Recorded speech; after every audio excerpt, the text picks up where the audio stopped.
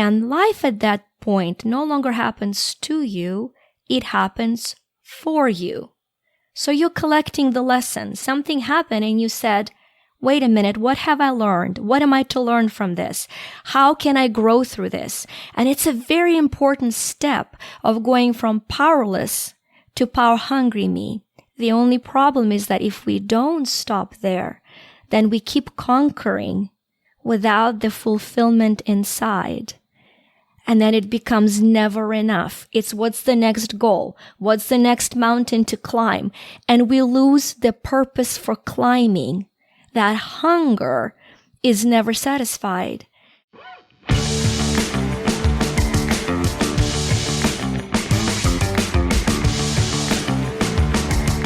You are listening to Personal Development Mastery Podcast, where you will find inspirational conversations and actionable takeaways to master yourself and improve your life. I am your host, Victoria Rader, and my mission is to inspire you to grow, stand out, and take action towards a purposeful and fulfilling life. In this podcast, I invite myself inside the minds of successful entrepreneurs, authors, spiritual teachers, thought leaders, people who share their journey, milestones, and failures for you to be inspired to grow. In each episode, you will find actionable takeaways that you can implement right now, so make sure you follow the podcast to get them as soon as they are released. Today's episode is about prosperity, abundance, wealth, and the 35 universal laws to make money work for you. My guest is Victoria Rader. She is a possibility coach, best-selling author, transformational speaker, the host of All About the Voice podcast, and she has a PhD in Metaphysical studies. Victoria has just released her new book, Prosper Me, the 35 universal laws to make money work for you. And these laws are always in action, regardless of whether we are aware of them or not, and not knowing them can prevent us from being able to achieve true prosperity. I read Victoria's book before our conversation, and I will personally testify how incredibly insightful and fascinating it is. And even more, each law is accompanied by action steps that can be implemented in order to build prosperity and abundance. If you've ever said, if only I had a little more money, then this episode is a must listen. Victoria, welcome to Personal Development Mastery Podcast. It's such a joy to speak with you today. Thank you. The joy is very mutual and is very bursting at the seams here. So we'll have to try to rein me back in, Agi. Rein me back in. Victoria, will start with saying to the listeners that I was, first of all, grateful to come as your guest in your podcast, All About the Voice, a few months ago. And we had, I really enjoyed the conversation and the direction you took the conversation. And today it is my turn.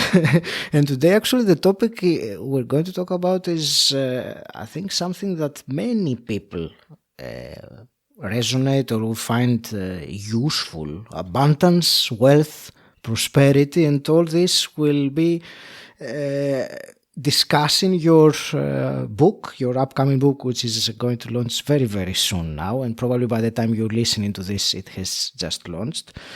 The book is called Prosper Me, 35 Universal Laws to Make Money Work for You. Victoria, before we go to the book and this completely fascinating topic, which I read the book and I was telling you earlier that I found it insightful in many ways, and we will get to that.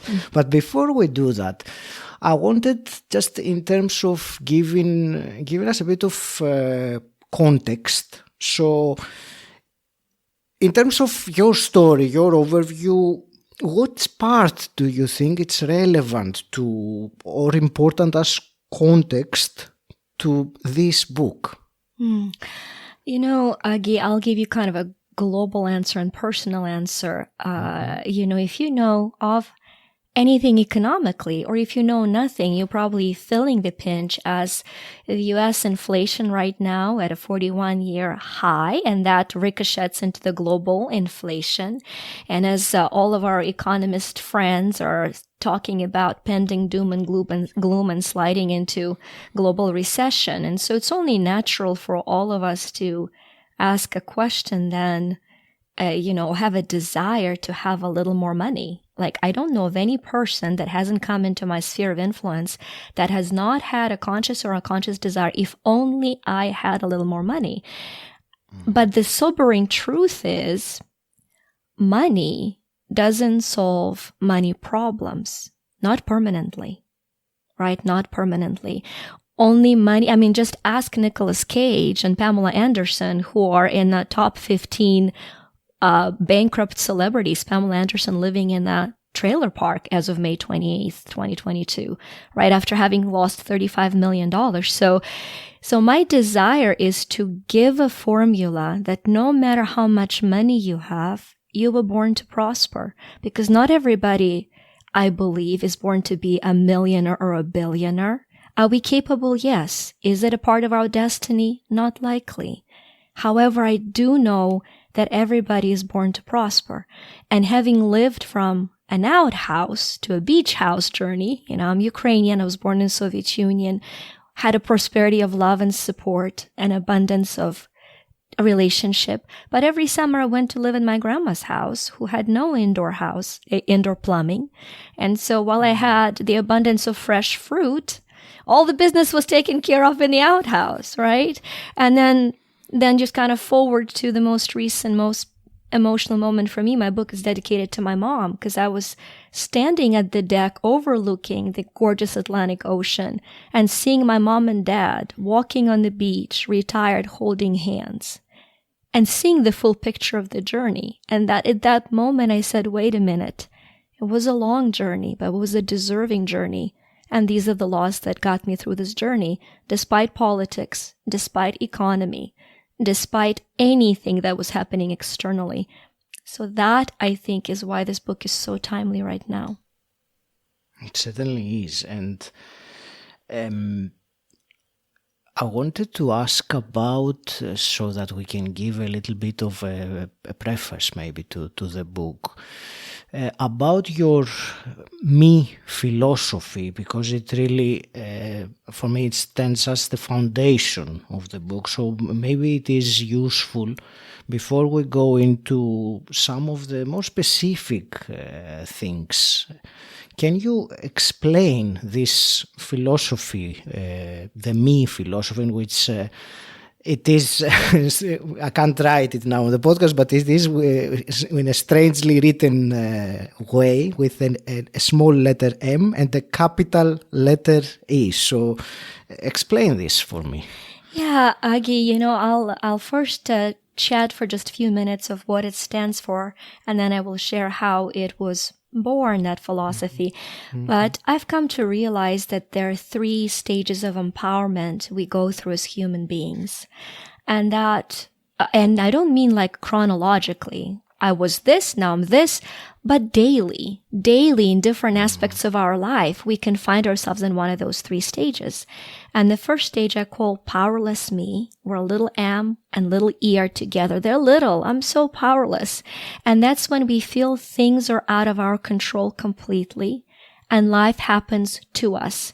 So whenever you are going through the day and you feel something is happening to you, somebody cut you in traffic, right? You got an email that was offensive. We're talking about everything. You got levied a tax you didn't expect. Life happened to me. The second you notice that pattern, realize you're putting yourself into a powerless me situation, little m, little e. And then there's so much of a personal growth and development talk about right now. And I adore Les Brown. Les is going to interview me for his Power Talk. And his whole philosophy is be hungry. Be hungry for overcoming. Be hungry for doing greater. Be hungry. And I call it Power Hunger Me. And it's big M, big E, because you're hungry to grow. And life at that point no longer happens to you, it happens for you. So you're collecting the lessons. Something happened and you said, wait a minute, what have I learned? What am I to learn from this? How can I grow through this? And it's a very important step of going from powerless to power-hungry me. The only problem is that if we don't stop there, then we keep conquering without the fulfillment inside. And then it becomes never enough. It's what's the next goal? What's the next mountain to climb? And we lose the purpose for climbing. That hunger is never satisfied. And so that is when that little m, big E is born as empowered me. And I've chose every time I say it because this is when you surrender to the source, to God, to divine energy, however you relate to something that has created for you and through you. And that is the word surrendering to love. I see love as life originating, vibrant emotion, energy in motion. And so when you surrender to the life originating, vibrant energy in motion, to love itself as the originating way of interacting with the world, life no longer happens to you. It no longer happens for you. It happens through you. You become the vehicle of creation that you have come to be. And in my words, it's you become that version of unique universal me. I am me. You are the unique expression of the divine universal love. If there was a better place to fill this time-space continuum, it would have been filled with somebody other than you. And yet there you are. And that's where that combination of little m, big E, because, people say we're spiritual being having physical experience. True. We're also physical things having a spiritual experience. I do have this. I can touch it. So we're both. So there's no longer need to discard our matter. But there is a need to surrender to our energy. So little m stands for mortal, for matter, for material, and for manifesting. And big E stands for eternal, energy, essence, and expanding. So each one of us is matter surrendering to energy. I am me. Mortal surrendering to eternal. I am me. Material surrendering to essential. I am me. And manifesting surrendering to that expansive. I am me. That is the full philosophy behind me. And it was born in a very unique way. I was starting to write one of my books and had a very different idea. Was 3/4 through writing that book when my publisher said, book could be a bestseller, but the title really sucks. I'm not saying what the title was because apparently it really sucked, so I'm not going to share it. But she said, you gotta think of a better title. And so I started meditating, and every morning I have what I called a chat with God. I sit down and I say, okay, what's my marching orders for today? Take my stuff. It's too heavy sometimes. What am I to do today? How does life happen through me today? And it was such a beautiful morning because it came through, well, just love me, which is all I'm ever asking you to do. And by the way, it's the name of your book. So the book I thought was called Love Me. And then after months of research and work, I understood that there are eight books in making, each one for a different energy center in who we are. In Eastern philosophy called chakras, I call them possibility centers. And Love Me will be the heart center. But before we can fully love, we got to get out of survival. And the survival is the lowest red root chakra, which is money. Hence, the first book is Prosper Me. There you have the whole story, and it's the first time I've shared it this way anywhere with anyone. Thank you for sharing it like that. I enjoyed it, and it completely I made sense. I understood it. There were a couple of things that came to my mind. One was when you were describing the 3 levels of empowerment and that power-hungry me that you said. This sensation of never being enough and not finding fulfillment and going to the next goal and the next goal, trying to find something that is not there. I believe it is something, I have seen it many times in the personal development space, that it's more, better growth, but you use the phrase, you said that you lose the purpose for climbing in the first place. So that is, I can relate. I think many listening to that can relate to that. And there was another thing that came to my mind when you were talking about the empowered me, the third level, where life is happening through us. And I will share quickly now that personally I felt that very clearly when I ran the marathon last year. Because the experience, it felt like it was not me doing it, and it's not very easy to explain it. I'm sure you understand what I'm trying to say, but I really felt that it happened through me like that. So that was just I wanted to add that as an observation, because it's a beautiful feeling, of course. Amazing, Agi. And yesterday I have this group that's called Quantum Freedom, and I was doing group healing, and one of the amazing clients said, I have my daughter's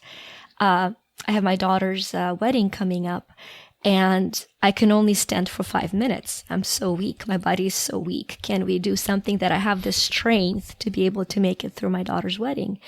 And what came through was so powerful. I said, no, accept your strength fully, so that you allow for the divine to walk and stand on your behalf, right? Like you felt life running through you because you surrendered to the process. And it was just the same thing.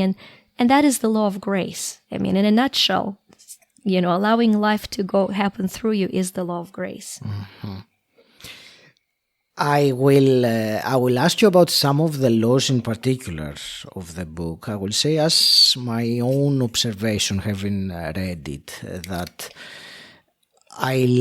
first of all, I feel that the spiritual element permeates the book very much, which is a very unique angle, because money is a topic that is, in many ways, or in most people's perception, is a very earthly thing, or very practical, I would say. There's not many people see it as spiritual, but I like how you describe and you have the laws of money as form of energy, and you have these beautiful analogies with the flow, or like similar with a river, and that for me was a very interesting and insightful idea, that money, like everything else really, but you just need to look at it like that, it is a form of energy. And the laws, I really enjoyed how you combined some very, very practical elements talking about money with the spiritual, the energetic, or this other aspect of it. So really enjoyed the unique angle, and I was telling you that before we started recording. I'm just saying it once more because I really think that people who find what we have said so far intriguing, they really need to get the book and read it. And we haven't even started going through some of the laws, but I just wanted to say that as an acknowledgement, really, because I find it. I personally enjoyed it. I can't wait to read it again when it comes out as a paper. and when it's edited. And when it's edited, Aggie, I apologize. It was all right. It was good enough for me to get it, Victoria. That's one of the the things that when you get an earlier version, it's all right. Shall we go through some of the laws of money then, the universal laws of money? And I have 2 or 3 really, that out of the 36, that there are 2 or 3 that they made a big, I immediately highlighted them. Let's talk about this rather than going through detail with some of the stuff, but there are some that are so major, and I will start with the first one, which is indeed a universal law, because it is very difficult not to come across the concept of gratitude no matter where you look, especially in terms of abundance, in terms of getting more in our life of what we want. So tell us about this universal law of gratitude related to money. It's a great question again, and it is one of my favorite laws. It's the first law in the book because I think it's the first law in the book. It just is. So we're very aligned there, and I think that what happens for most of us, and I say it with deep love, we all think that we're more grateful than we actually are. It's just the truth, person, company included. I'm not pointing fingers. I'm laying hands in my heart. It's a point of awareness for me always. And why is gratitude important? Because translating into the language of money, what we appreciate appreciates. Meaning, the first appreciate is what we pay attention to with gratitude. The second appreciation is grows in value. Right? We talk about stocks that appreciate or depreciate. We talk about real estate that grows in value, appreciates, or loses value, depreciates. But it is true of every concept in our life. It is true of our relationships. If we appreciate a person, guess what? They will grow in value. If we continually criticize them and depreciate them, they will shrink in value, not intrinsic, infinite self-worth, but the value of exchange with us.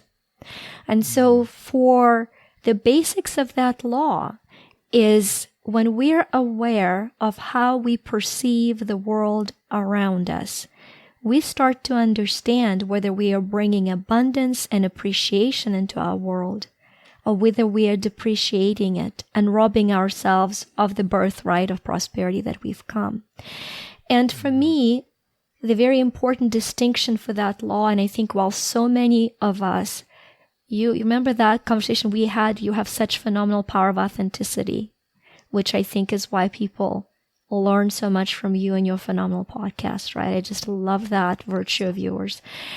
And so what happens is that because it's been taught that we have to be grateful for all things, people of authenticity say, yes, screw it. If I'm a woman and I was abused, I'm not grateful for that.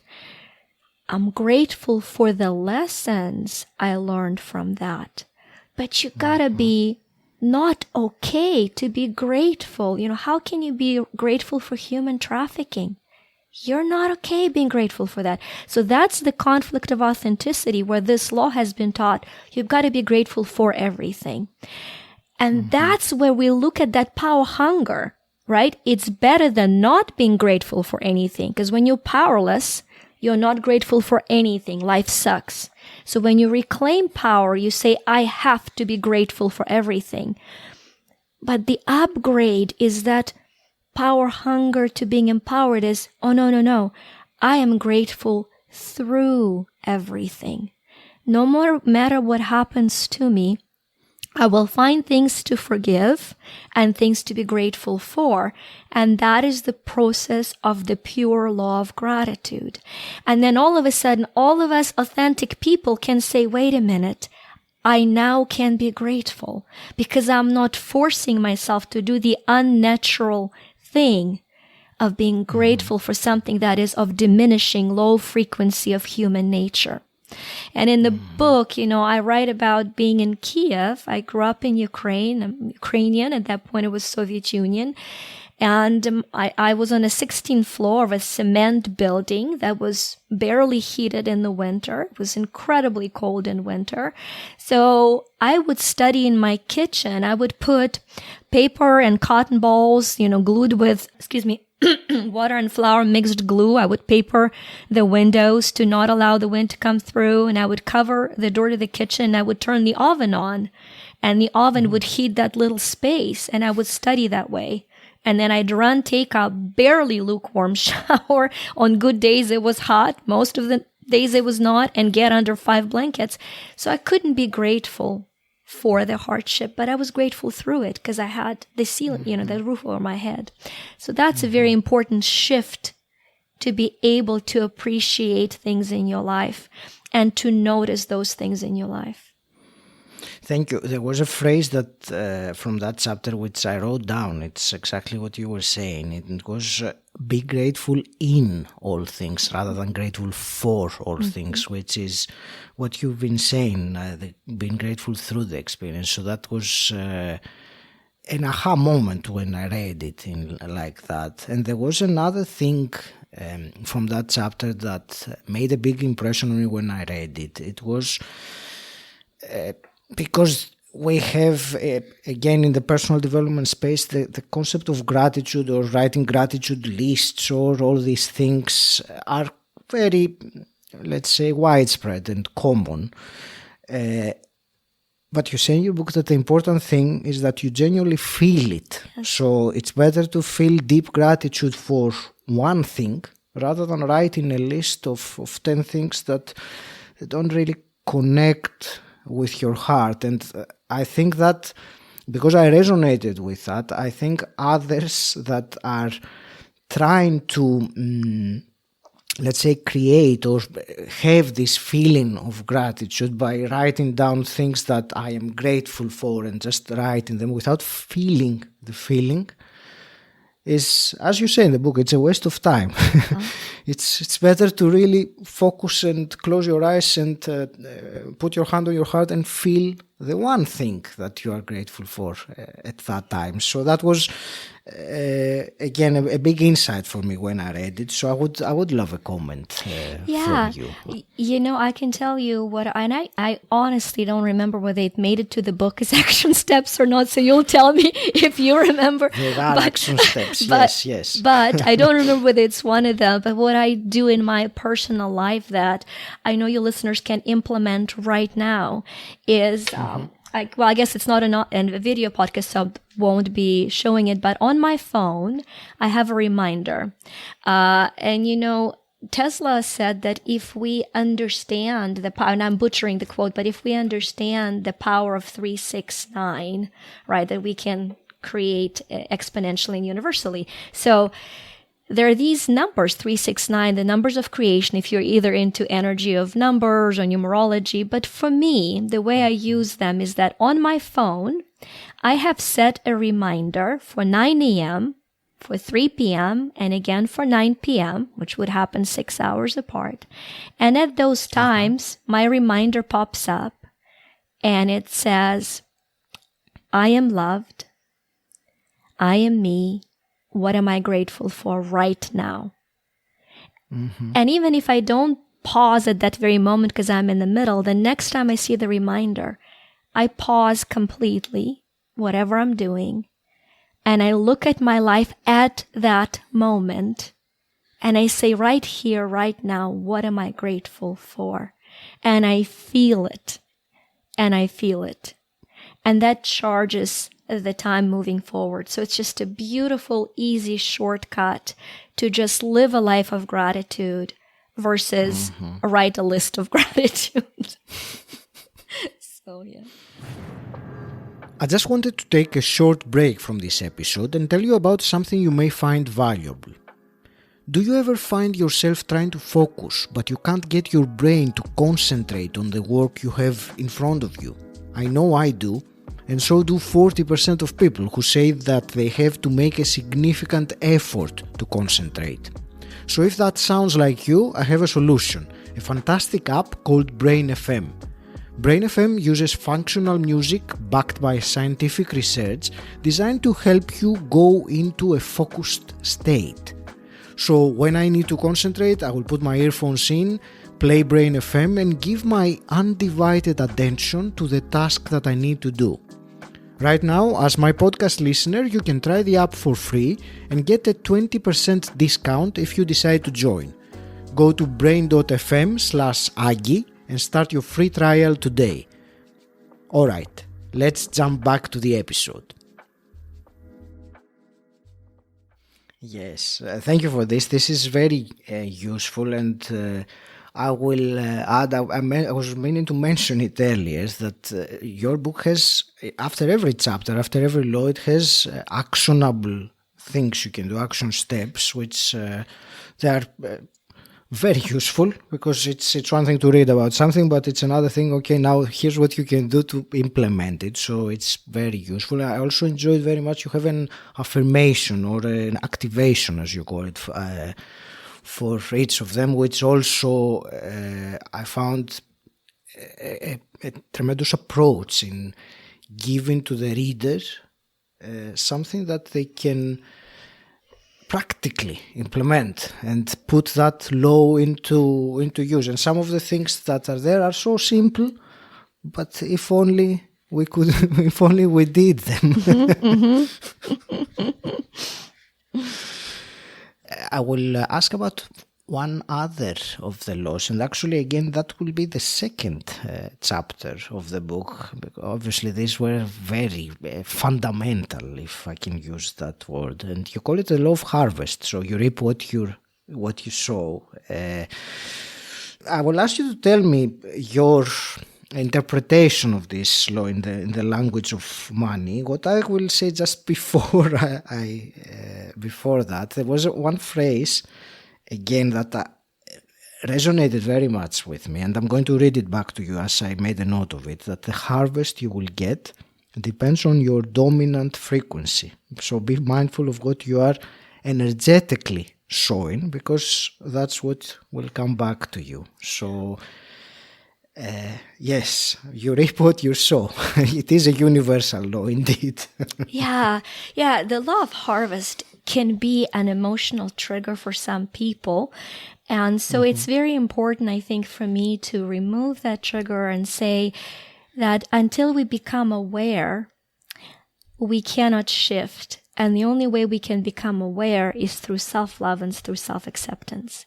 So the journey of awareness for me is the journey of self-love and self-acceptance. So if you just would, before I start talking about the law of harvest, and you reap what you sow, because for a lot of us, we're programmed right away to be overwhelmed by guilt, right? So my invitation would be to say, okay, before I go into the law, that you pause and you say, literally, and I love putting my hand on my heart, it said, I love myself through all my faults. I'm going to learn and thrive through this. Right? I forgive myself for any mistakes. I'm going to learn and thrive through this.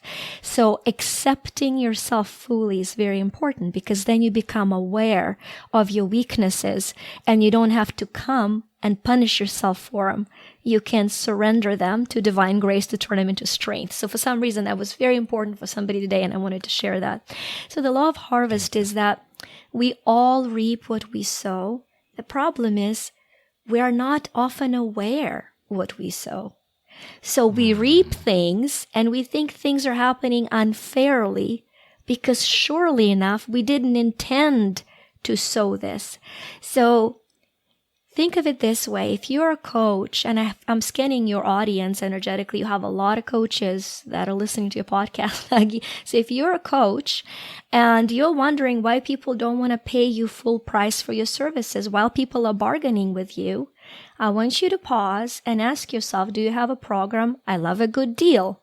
Because if you do, if you go and you look for sales, if you always are seeking for the good deal, then you're going to attract people, because your dominant frequency, you're sowing the frequency of, I like to pay less for more, or whatever it is, right? And so you are attracting people to you and to your practice that are on that same frequency. So that's the first thing. So if you I always tell people, have an experience of going somewhere, paying full value, and leaning into the law of gratitude, because you're so grateful. Or go into the organic food store, and before you check out and you look at that most expensive box of strawberries, right? I want you to think of how much love and labor went into the luxury experience of you having the strawberries. Whose hands picked them up for you? In what country? Right? It just lean into that experience. So you appreciate, and that's the law of value and the law of gratitude coming together then for you, because then you're sowing abundance through gratitude, and then you receive abundance through gratitude. And the one side note on that law is, so Be aware of what you vibrate when you live, because that's what you sow. When you are being very nice to somebody who has a lot of money, and then you're less nice to somebody who has no status, which one was more genuine vibration, right? Adjust. If you treat the poor as the kings of the earth and the kings of the earth as the poor, you will be treating everybody as the version of me, and you will be at authentic frequency of abundance, right? And so the final thing that's important is that for us to be aware is that we don't necessarily reap where we sow. The law of harvest is interesting because if you think of seeds, yes, if you seed the whole field, there will be a lot of the harvest that'll come up in the field. But the birds will carry a lot of those and will spread them in different places. And maybe a hurricane will come and destroy the field, but they'll sprout in different places. So it's very important to not be attached to reap in the same place as you sow. So if you continually, we're going to go to law and investment, if you're continually investing $10, 10 pounds at a time, and you see some things burn and disappear, but all of a sudden your project brings you an immense amount of money, please connect the dots. Because what you are sowing, you're reaping, just not where you're sowing. So very important distinction. Yeah. Thank you. And one other thing about the law of harvest that made a big impression on me when I was reading was this giving, this frequency of giving cheerfully, you said, or giving from a place of genuine appreciation, which you mentioned with the strawberries example that you gave to, because it is something not necessarily done consciously. When give, especially with the money, many times it's just very mechanical. We give it without feeling this appreciation, or let alone giving it cheerfully. Many times it's with very reluctance. And what you said about the example with the finding the good deals, or the I think it's an invitation for self-inquiry. Yeah, give to grow, not to get. That's huge. And it's both for money and for goals, right? Set goals that grow you, not that get results only. And give to grow, not to get. If you're giving, it should be growing you and the person you're giving to. That's beautiful. Thank you, Victoria. And I will move on to one other law, which again I felt personally resonated. So I believe it is, again, there are misconceptions with it, and it's the law of service. So the phrase that caught my attention immediately when I read about it is that you say that genuine service is not necessarily what you do, it is what you feel when you do anything. And there was some example that you were saying of when you're not feeling good by doing service and you feel resentment, you have not connected to really what you must connect in terms of service. And I don't want to give the details myself but please talk to us about this law of service and maybe why it has been, there is some misconception about what service is and why some people really are reluctant to serve in that sense.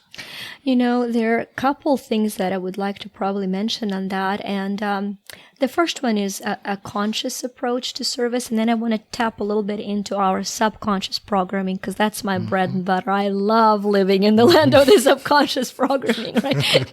So with the conscious programming, Rabbi Lapin is somebody that said that, and it lingered with me ever since I've first heard him say that is the service is the seeds of money. So you want to make more, manage better, you serve more. And so that's a very important thing to be aware of. Now, in terms of what service truly is, service is not doing things you don't want while resenting people you're doing them for. God is serving a lifetime. That's a sentence. That's a life sentence. And this is that subconscious distinction. When we have people that are sentenced to go to prison, they are serving a term. They're serving a term. And so common consciousness, which we're all a part of, is the energy that we share through thought exchange. And you're a part of it. If you've ever thought of somebody and all of a sudden they called you out of a blue, it's because you tapped into that common consciousness. Your frequency of need was immediately matched with their frequency. So we all are a part of it, whether we're aware of it or not. And so on that subconscious level, the service has become aligned with something that we are punished through. And that's where the reluctance is coming from. And, we've got to heal that in ourselves. Now, if you go on a deep genetic level, you're now bringing the bondage and even slavery that if we have it in our genetic makeup, and so we resent service because we misunderstand it as the contract of giving up our free will. So when we understand that service is the gift of free will through joy, it becomes the most freeing example because you're making a choice to serve. And when I say it is not what you do, it is how you do, that approach changes your life to a life of bondage, which leads to debt financially as a subconscious mind, to a life of service, which leads to a life of prosperity. Steve Jobs said something to the extent that do only what you love, kind of pursue to do only what you love. And it works great when you've made a whole bunch of millions and you're hitting the billionaire status. It really works great. But none of us makes it to that land of passion and love without first learning to love who we are and to love where we are and to love what we do. So the service looks like this. Love what you do now so that you can do what you love. And by that I mean when you're fixing meal for your family, if you have one.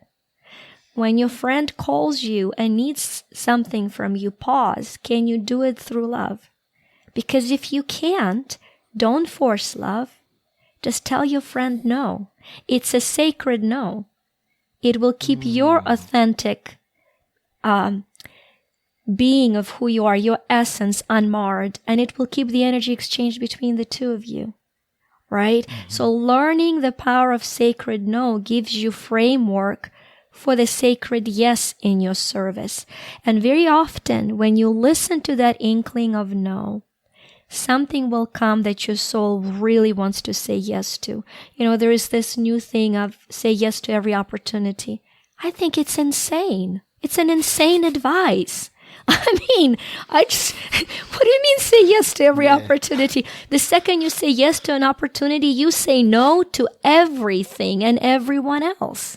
So pause, see what's in your heart, not in your fearful head, what's in your heart.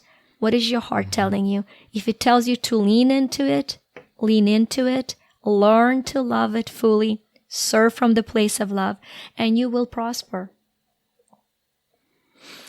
Thank you. Do you want to also share some action that one can take, listening to this, to cultivate or heal, as you said, this resistance? Gorgeous. Let's practice common consciousness connection. It's so cool.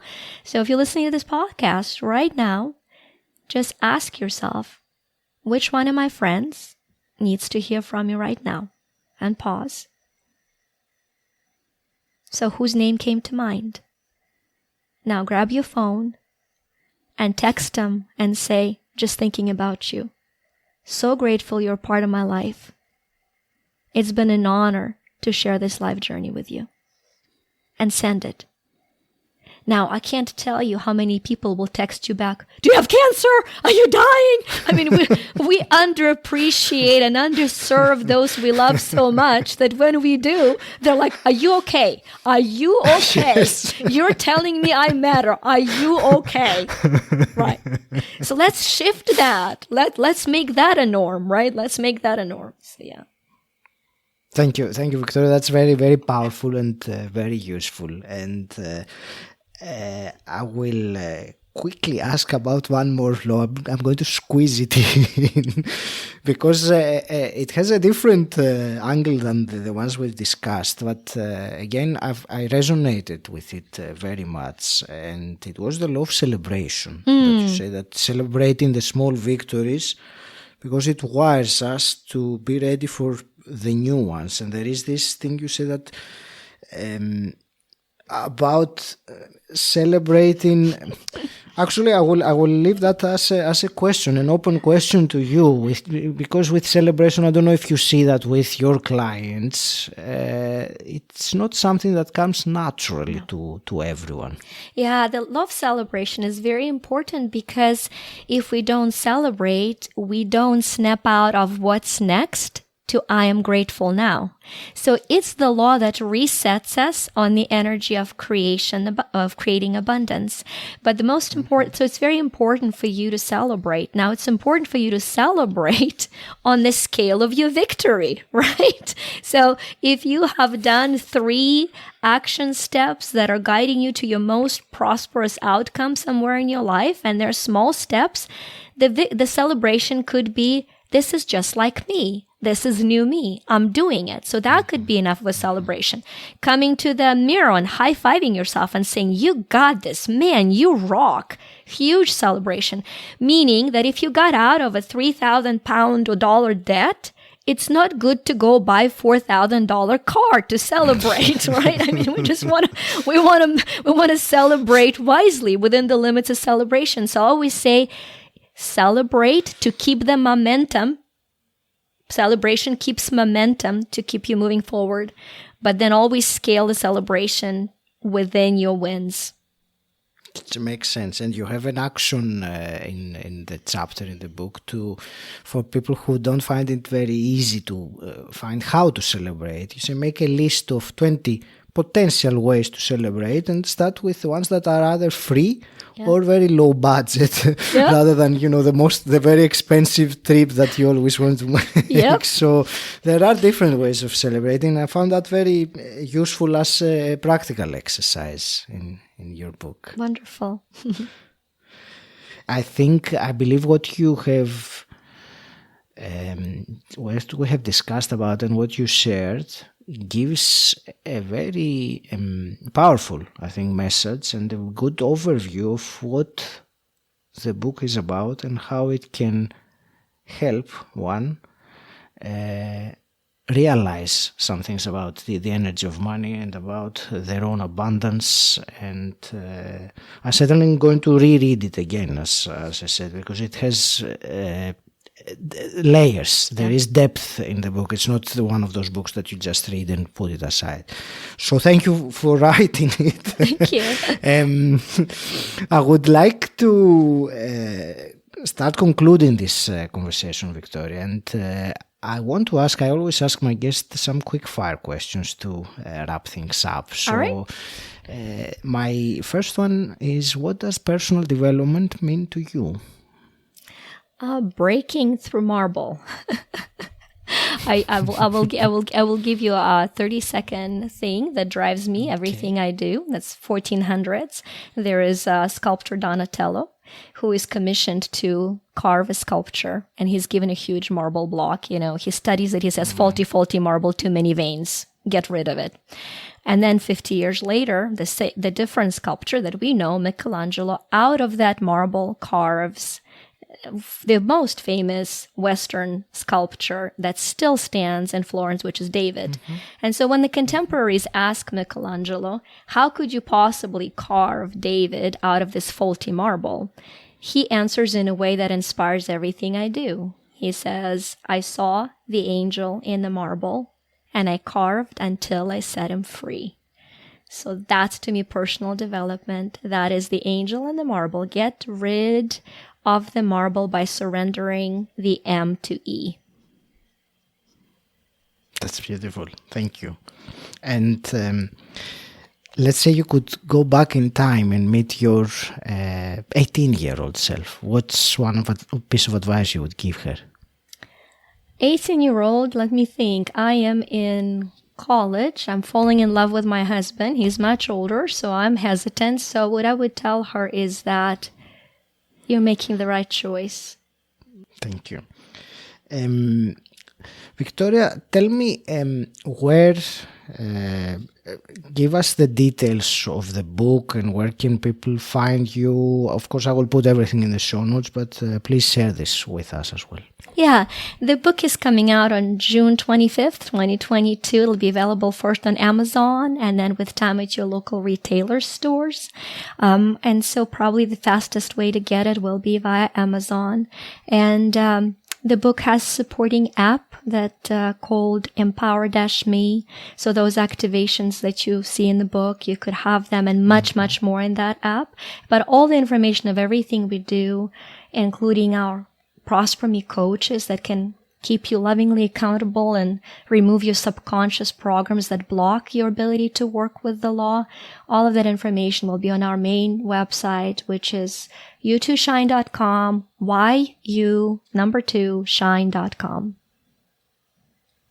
I want to thank you really from my heart for this conversation, Victoria, and I'm going to go back to what we said in the beginning, that I first joined your podcast as a guest, so it's been a delight to speak with you and experience firsthand your also explanations about things that I was reading in your book and made a big deep impression in me. So thank you very much for this conversation, and I hope that the book does fulfill the mission that you have set for it, to really help people find this abundance, this birthright, as you say, of abundance. And thank you very much once again. I wish you all the best of success with the book launch and, of course, everything else that you do in your life and in your mission. Any last parting words from you? First of all, thank you so much for having me as a guest, Agi. This is always, as exchanges with you are very nourishing. You create the space, I think, for the truth to be born. So thank you for that. And I was wondering whether I could just leave a beautiful, simple energy, activation, and blessing for your audience. And so, absolutely. May you remember your divine origin. May you remember the essence of light that you are. May you connect to who you are, to your appearance of love, to your substance of love, through the love you're intended to be. May you allow for this love to prosper through you, for your family. May you be guided to opportunities. May you thrive, and may you always be blessed.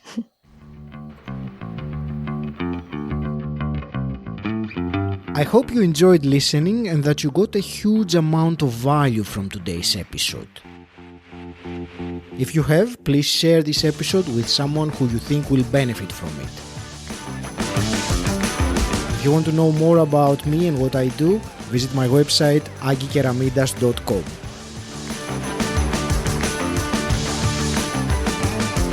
And until next time, stand out, don't fit in,